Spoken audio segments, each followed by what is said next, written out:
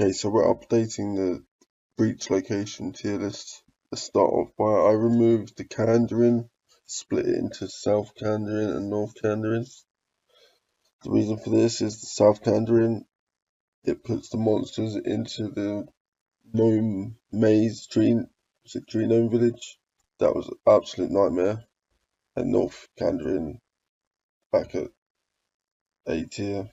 White Wolf mounting, that was awkward. Shiloh village, meh.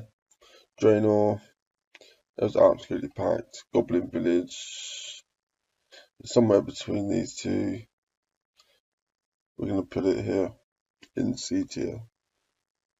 There we go, that's the updated tier list for the singles breach locations. DMM Annihilation points. What points?